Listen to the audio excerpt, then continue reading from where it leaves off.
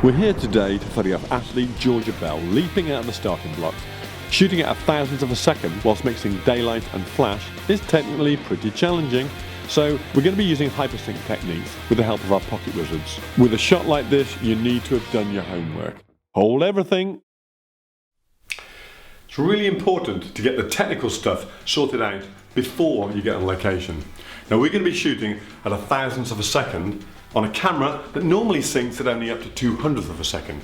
To do that, we need these babies, PocketWizards. We can reprogram them so they tell the lights and the camera exactly what we're doing. So, first of all, let's have a look at how a shutter normally works in relation to flash.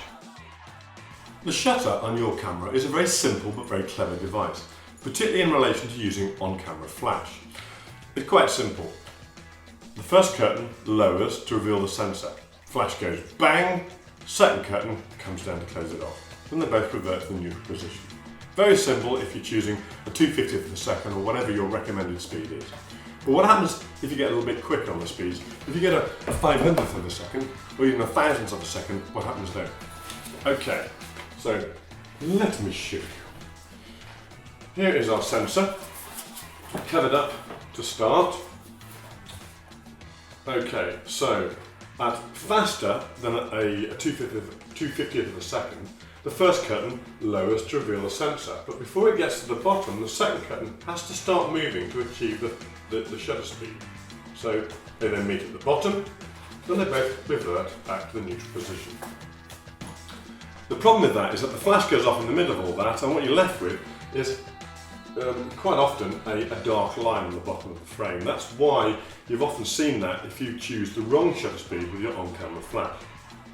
The effect of it is that you get a scan that goes all the way down the image like that from top to bottom. So when we use PocketWizards, we program them so they understand that and they work with that scan. But there is another factor involved. When your flash unit goes off, it looks like it goes bang in a continuous line, but it doesn't. Fundamentally, all flash units work the same way. They go bang and then they trail off in slow motion. All of that happens very quickly, but that's fundamentally the pattern that they make. So how does that affect us? Well, let's have a look. As we've already mentioned, at fast shutter speeds, the front and rear curtain will act together, creating effectively a scan that goes down the whole of the sensor. So as you can see, the flash will go off during that scan, and depending on how you set the scan, you can get a different effect. You can either get the bulk of the flash at the beginning with a harsher trail off, or you can get a little bit of a more of a general effect with a softer trail off towards the end, a slower trail off if you like. So we can set the PocketWizards in relation to the camera to make that happen and use that effect creatively to get the image that you think is going to work for you. But how do we do that? First of all, you need to get yourself to www.pocketwizard.com. Go to support, downloads, you'll work it out. You need to find the Hypersync section and then you need to download the utility. That will look a little bit like this. Next, let's start with your Mini. I can't remember if I mentioned it before, but we're using the Mini TT1 and the Flex TT5. Actually, you can use virtually any PocketWizard unit to do this, but they're more restrictive. These are the most user-friendly because you can adjust both units, both the sender and the receiver. So they're the ones I definitely recommend. The Mini is going to be your sender, so let's start with that. Very simple. You plug it in, and the clever bit of software hopefully should read it.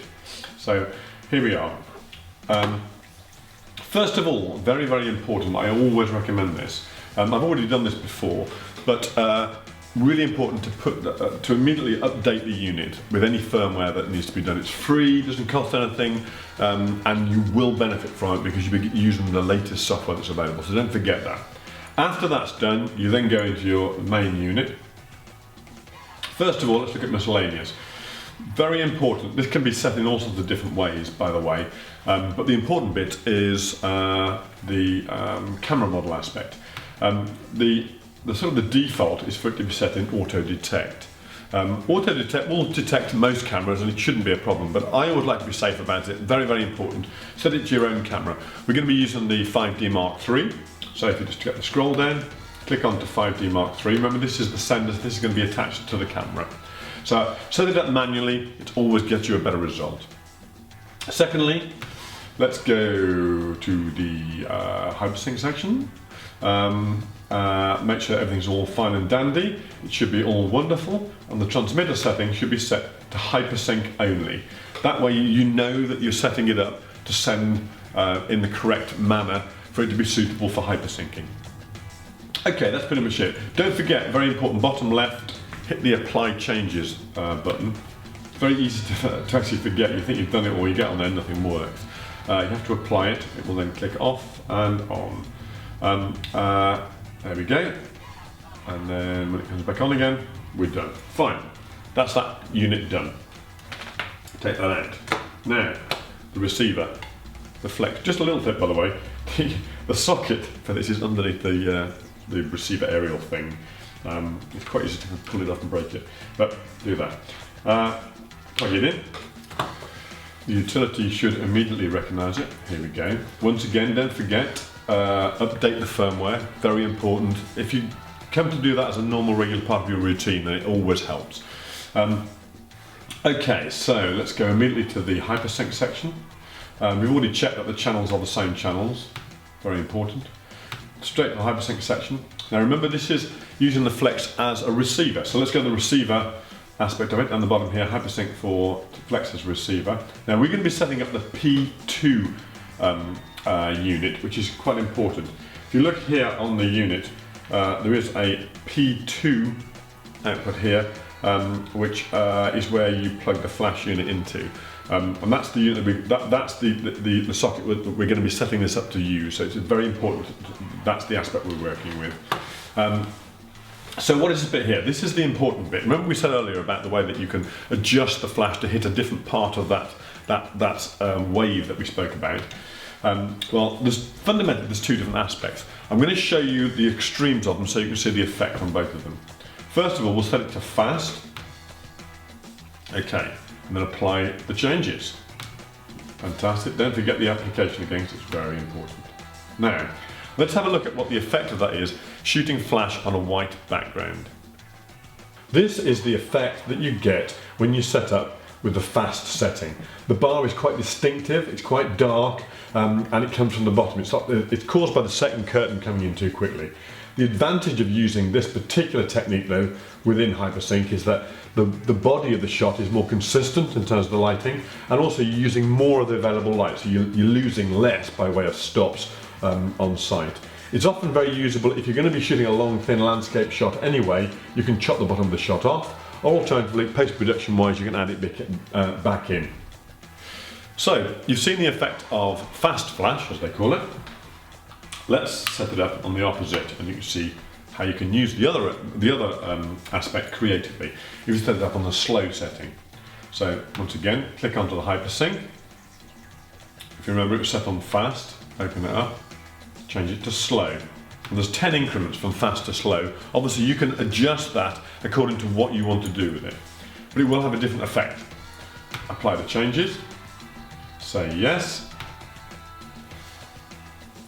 Wait till it changes. Don't run away.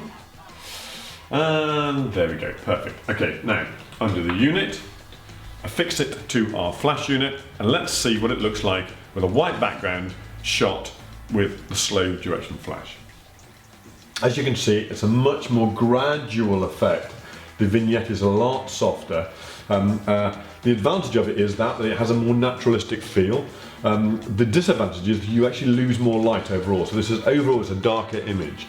Obviously, it doesn't take a genius to work out that if you're shooting a landscape set up with a large sky, you can use this in the same way that you would do a graduated sky filter. So it's kind of quite a nice creative element to be able to use.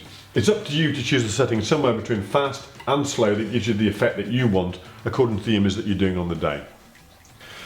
Okay, so we've set up the sender and the receiver. The important thing is to remember to take that laptop with you, with the utility downloaded onto it, and then on site you can adjust the receiver fast to slow in 10 increments to get the creative effect that you think is most suitable for your shot. We've done our homework, so let's get back to the shoot.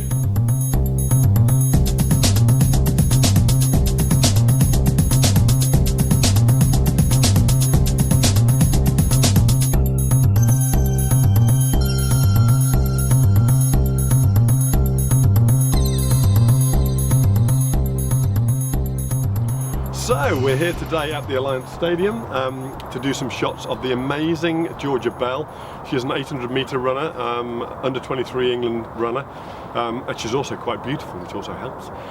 We are doing fast action flash today, so we're trying to kind of achieve the impossible really, which is to shoot at 1,000th of a second on a standard SLR.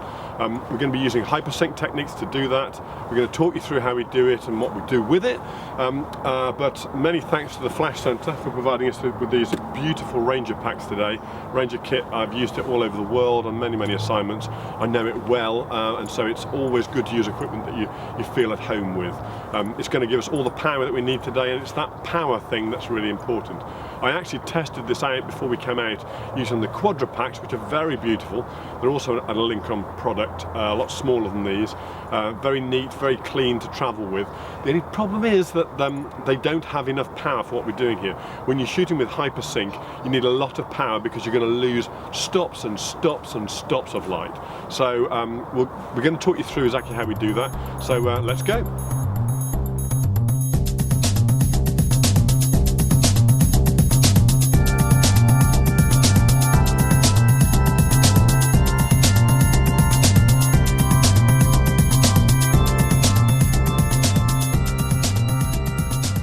Just one little tip that I use a lot on location: if you're using a separate pack to head system, be it Elinchrom or Profoto or whoever else, great idea is not to put the pack on the floor but to hang it from the stand. It acts as a natural weight to the stand. It also keeps the pack out of any grass and wetness and horribleness, and it's just a good little tip. It saves you carrying weight around on location.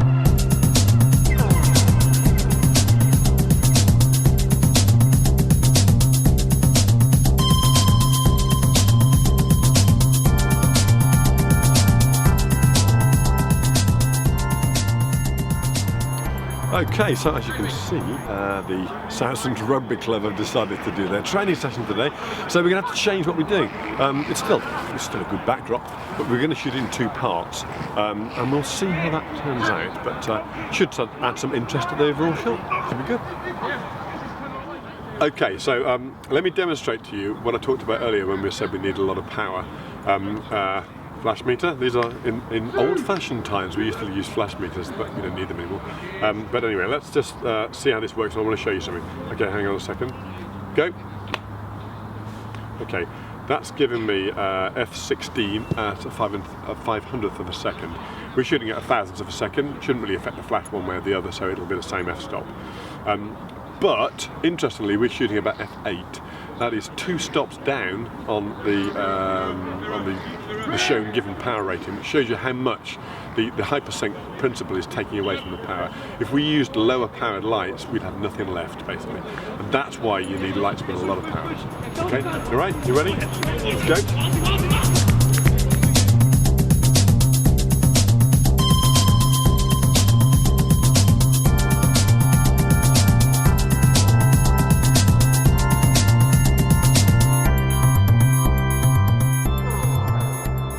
So we're going to do the background shot now. I've done the foreground. I like to mix it with an HDR backdrop. So take the PocketWizard off so we're not shooting with flash. Hang on 1 second. So you notice how I'm just using 3 clicks, which gives us a stop every time. Then I'll do several different versions, and I'll pick my bracket of about 5 frames to blend for the perfect HDR backdrop. Perfect.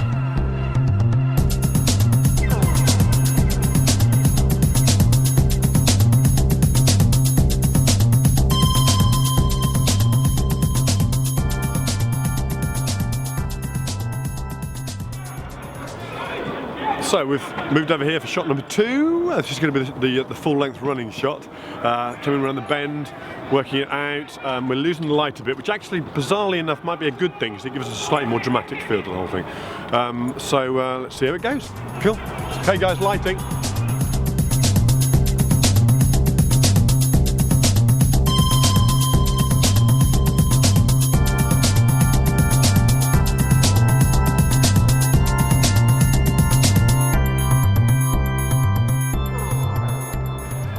We're going to be using the same lighting setup as before.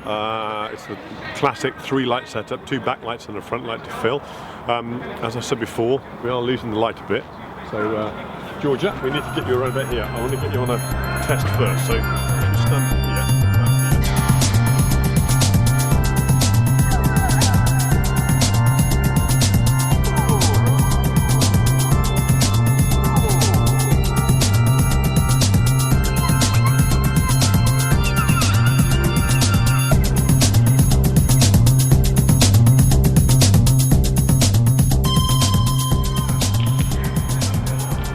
So, long day, excellent shots, really good stuff. The sun's going down now, so I think we're ready to go. I want to get them back in the studio and on the machine, start putting the shots together and do the real fun bit.